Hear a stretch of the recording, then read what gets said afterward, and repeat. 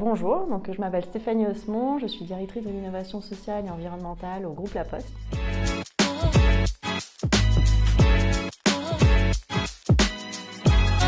Sens, simple et ouvert. Sens, parce que ce dispositif permet de donner du sens à nos collaborateurs et à leur engagement au quotidien ou tout au long de l'année. Simple, parce que c'est un dispositif qui se veut très simple et accessible, avec des missions qui sont courtes et avec une plateforme qui est très bien faite et donc du coup c'est facile et simple de s'engager. Ouvert, parce que c'est un dispositif qui est ouvert à tous les postiers et qui est ouvert aussi à beaucoup d'associations qui respectent effectivement nos axes stratégiques, mais ça reste quand même assez large.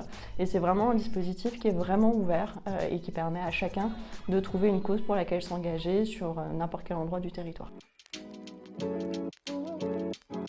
C'est près de 700 collaborateurs qui se sont engagés en 2022, plus de 3600 heures et plus de 1000 missions qui ont été réalisées, donc un bel engagement qui est en progression constante d'année en année. Et donc du coup, ça je remercie beaucoup les collaborateurs et leurs managers de s'être engagés auprès de nos associations partenaires.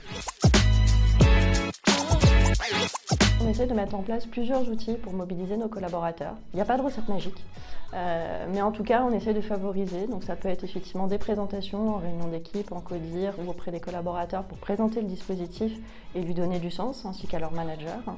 On organise également des webinaires tous les mois où on invite une association partenaire pour venir présenter son projet associatif et les missions qu'elle propose et répondre aux questions de nos collaborateurs.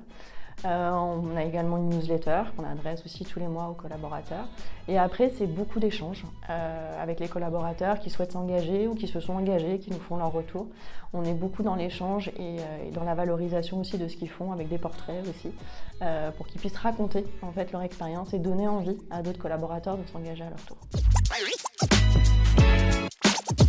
J'en aurai deux. Le premier, c'est surtout bien écouter vos associations partenaires. Parce que c'est pour elles en fait qu'on le fait et donc du coup c'est important de bien les connaître, de nouer une relation durable pour bien connaître leurs besoins et qu'on puisse y répondre. Et le deuxième conseil, je dirais choisissez Wenabi parce que la plateforme est super chouette.